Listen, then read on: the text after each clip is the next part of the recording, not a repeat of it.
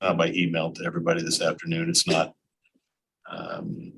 having to do with the properties. It has to do with the letter of credit, the Maverick Center proposal, and just showed some generic projections of what potential revenue streams would be under various concert configurations. Just so you know, if you got a chance to look at it or didn't, it's not necessarily, it was a request from the council for information. It wasn't pertinent to the particular item, at least from our presentation standpoint. Yeah, I got it. I heard Mark told me he sent it out last time and didn't pay attention. I thought through him it's to Nico. So, but I got it from Nico Cardo. So it looked great. Just scanned a little bit a minute ago. Yeah. Thank you so much for that information, though. That very helpful. If not, I will turn over to you. Have one? Can we go back to tonight's regular meeting? Sure. Last week we discussed item 7A, the zone text change to our code. And we talked about making a change there to allow salons to sell product to their customers who are receiving the service. I haven't been able to figure out if that change has been incorporated in the. Nicole's shaking her head or nodding her head that yes, it has. But we could have Mr. Pastor come up and talk to that further if you'd like, or if that's good. Added, that's fine. Okay. That's a good question. I appreciate that. I'll follow up with that. Okay, anything else before we move on? Okay, if not, I will turn over to Wang if you have anything to say. If not, and Mr. Patrick gonna take over podium. Yep, I don't, sir. So I'm fine with that. And I don't know if we have any added information from last week's presentation, do we? No. So if you all have had any questions or upon further review, looking at the development agreement, this is the second week review of that item. So nothing new has come up from the staff side. Any questions for him? Yeah, no questions. I have no question for him too. So we okay, right? All right, let's move forward. I got it. Yeah. New business. It says Steve Lehman, take item A and item B. Is there anything you want to say before he can take over, Wayne? No, sir. Thanks. Okay, Steve Lehman, go ahead. Thank you. This application is a request for final plat for the Collin subdivision. This is located on 4100 South at 2781 West. We have just a few illustrations to show you to familiarize you with the property. So this is just west of 2700 West, a vacant piece of property. It's been this way since the city's incorporation. The next slide is just a zoomed in version. This property is 0.63 acres in size and is being proposed for a 2-lot subdivision. Just have a couple of photographs. So this is looking to the southeast. So that new masonry wall that you see there is part of a city project that we are doing on 2700 West. The wall wraps the corner on 4100 South and will end at this point. The development that you see off to the right will tie in with their sidewalk improvements with the new sidewalk that was just installed. The next picture is just looking to the center of the lot, and the last picture is looking to the southwest. And the last illustration we have is of the subdivision itself, so 2 lots.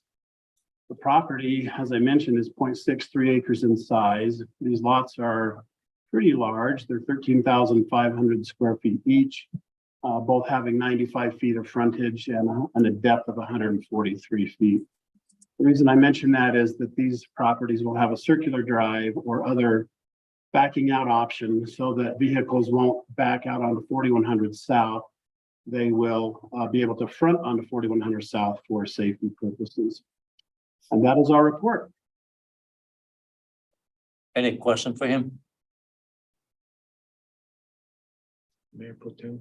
Yeah, go ahead. Steve, if I remember right, this property was up for a zone change earlier this year and it was denied. Is that right? Correct. What the applicant was proposing was to do 3 single-family lots and build to our previous housing standard. That was denied. You're right, Councilman. And so they came back with 2-lot subdivision, which is zoned R18. They just, they'll build, from what I've heard, housing that is larger than what the state required or set forth. It just doesn't have the 3 lots for the higher housing option that they were proposing. So because they are building within our current requirements for R18, we don't have a development agreement. And so they don't have to build up to our previous standards, but they are going to go above the state standard. Is that right? Yes, these are large lots. And so I've gone over our housing standards today and have been told that they will be building in excess of that, just not to our previous standard. I see. Okay.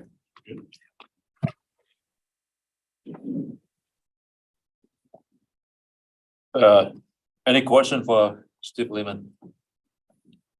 If not, we're gonna move forward for item number B. Okay, go ahead, Steve. Okay, thank you so much. So this application is also a request for final plat. This is located on Parkway Boulevard at 3703 West. Very odd shaped property, as you can see from this illustration. There is an existing building with an access on Parkway. The purpose of this application is to divide the property to create a new building lot for a flex office space. So the next illustration is just a zoomed in version. You can see Bangerter Highway off to the left and an existing building that is on the corner of Bangerter and Parkway. So just have a couple of photographs here. So this is looking to the east across the frontage of the property.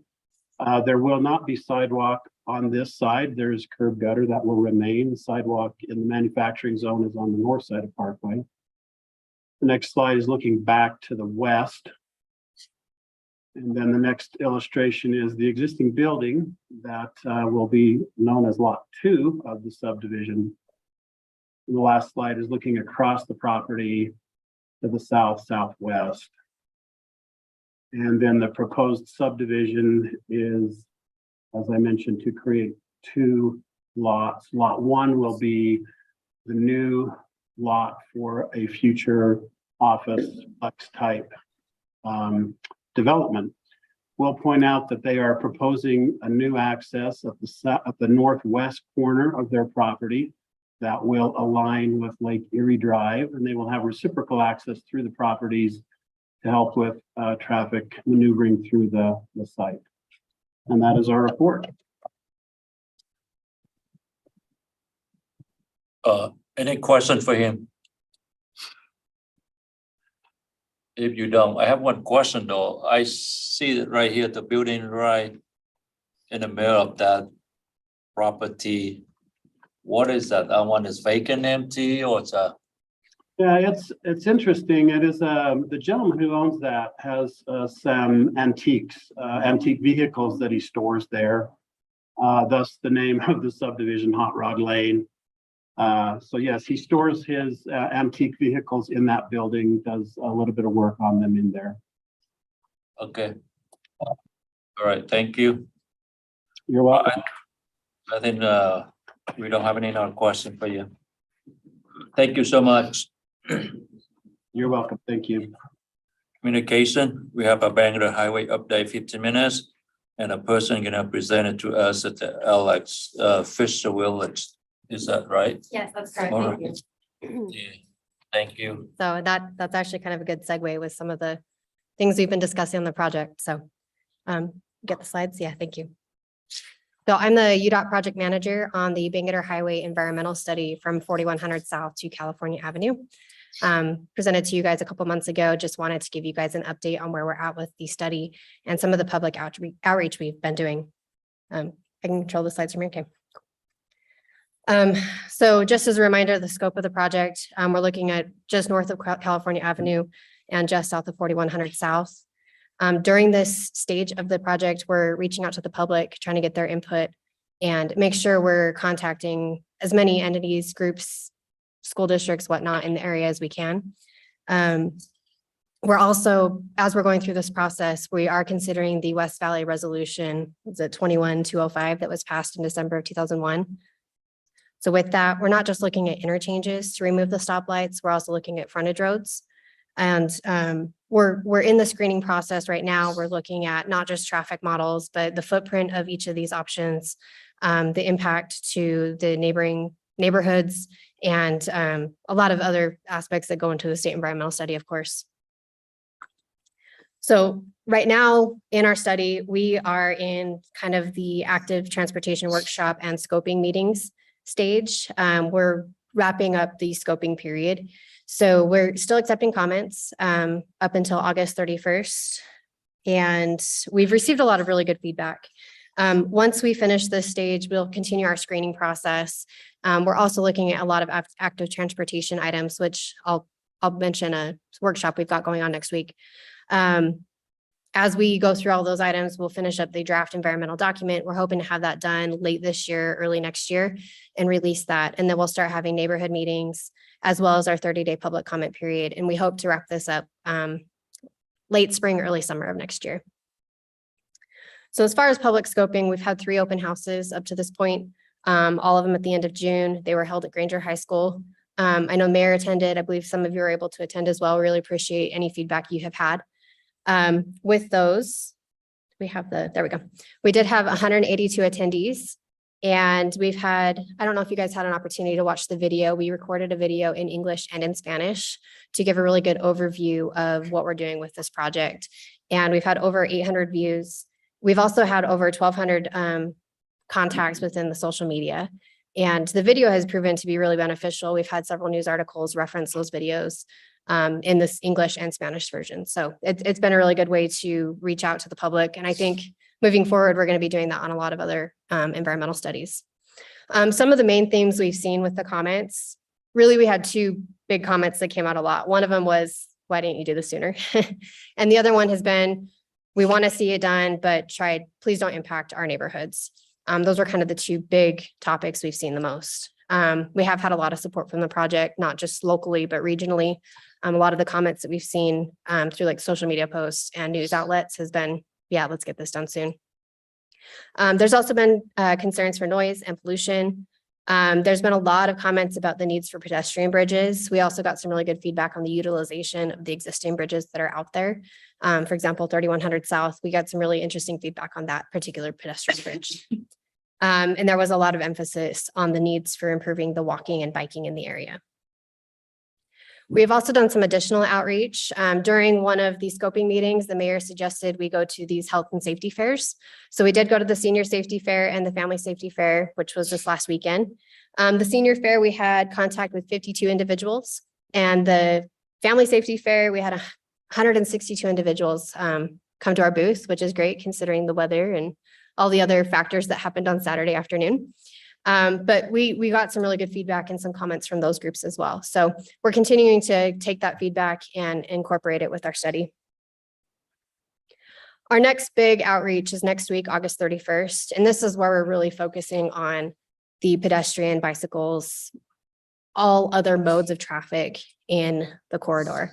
We're specifically focusing on 3500 South due to its proximity to Granger High School, as well as the BRT route with UTA. We'll be meeting at Granger High School at 1:30. We've got several groups that'll be joining us, UTA, the school district. We actually have students that'll be attending. We've reached out to, we do have a Spanish speaking religious leader pastor that will be joining us. And so we've got quite a big group that represent this area really well as far as the demographics and the people who use this corridor. And it'll be a really great workshop. If you guys want to attend, please do join us, but don't feel obligated. We do have West Valley staff will be joining us, so they'll be able to provide feedback as well as we go through this. The main goal is to identify barriers and challenges for people that walk, bike, take UTA, drive, all of those options on 3500 South and Bangerter Highway. And our goal is to take all of those concepts that we talk about during that workshop and apply it to the other intersections along Bangerter as we move forward with our study. So that's just kind of a recap on how you can provide comments. As I mentioned, we're formally accepting comments through August 31st. If we receive more after that, we'll still incorporate them in our study, but at some point we got to kind of keep moving forward. So you can visit the website. You can email this team at bangerter@utah.gov, and this email address goes to the entire Bangerter team, not just 41 to California, but 4700 South intersection and everything south as well. The team will get that and disseminate it to the right group. And we also take in mailer comments, which we've actually received a handful of mailer comments. That's been really effective, especially in some of the senior communities around this corridor. I also have this slide with the contacts, but I have business cards for the project as well, which I'll hand out to you guys, give you guys a couple extras too. So if you have people that you want to share with, we'll have those available. So that's pretty much the bulk of where we're at with the project. Do you guys have any questions at this point? You have any questions for her? Okay. You did a very good job before 15 minutes. Yeah, wanted to make it quick. Thanks, Greg. Awesome. Thank you. Thank you. All right.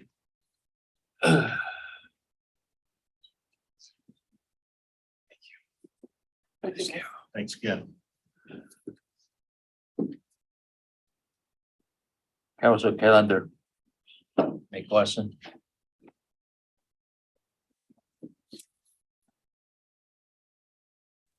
Not, we're gonna move to potential future agenda items.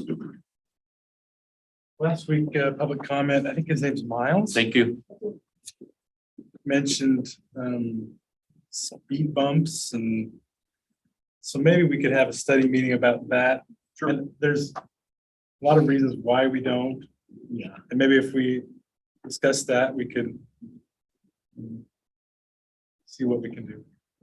So good question. And I did have somebody get in touch with the gentleman last week as well. I thought that we had done that 2 weeks ago. Maybe we did not, but anyway, the discussion that we would impart to him information wise, it's the same thing, and we can bring that to you guys presentation wise. There actually is a process. Yeah. For requesting. I don't know how familiar you are, Scott, or everybody is, but it would be good to go over it again. It's been a while since we talked about it. Basically what it does entail is we go out, we survey speeds, we survey the neighborhood. It kind of goes through this series of gateways. If it's going to continue on, sometimes you end up getting surprised because you'll have some portion of a neighborhood that says, yeah, we'd really like to have those speed bumps. And another portion of the neighborhood will say, yeah, no, we don't want the speed bumps. And so it's good to go through this process because you get a lot better feel for where the support is not, where the traffic speeds really are, where they really are not. And even things like feasibility of what type of speed bumps might work or not work. Like we've had this whole debate over time. Some places you can only put concrete down because the asphalt won't last, or in other places you can use asphalt because the configuration of the street or whatever is different. So it's quite a deal. So, yeah, we'd be glad to bring it. I think we all have had issues with speeders down our sure. streets, but For sure. I also don't think I want a speed bump in my street, but. Right, yeah, it's good. It's a good point. Good and bad, so, but There's varying opinions on the subject, neighborhood to neighborhood for sure. a magnetic force that can just slow it down. Okay. Anything else? Nicole has an item for you. that Okay, Came go up. It's kind of a last minute thing that we got from the county that we just kind of wanted to pass by you guys to see what you wanted to Yes, do, if anything here. so the county just sent an email actually today around noon saying that they have a proclamation that they were wondering if the mayor could sign. Basically, it's just a proclamation of welcome, so it's welcoming new Americans to the community. I know the mayor would normally ask the council's input prior to signing, and since she's not here, figured we ought to bring it up. The deadline to get it signed is Monday by end of day, so obviously it wouldn't go through council. It's not really a city proclamation. It's a county proclamation that multiple mayors just sign on behalf of the cities. But like I said, with her not being here, I know she'd normally bring it to you to ask what your input was. and I could pass that on to her, whatever your thoughts on it are. If any, and if you don't have any, that's fine too. We'll just pass it on to her and see what she wants to do with it. Yeah, I'm of the opinion to defer to the mayor. She wants to sign it. That'll be passes to her. Okay, Yeah. I will reach out to her. All right, I have one item here, I think not very new, just I think just the old one, to be able to bring it back to you guys. I was here at the city gym this morning and I watched the commercial, the ad a little bit.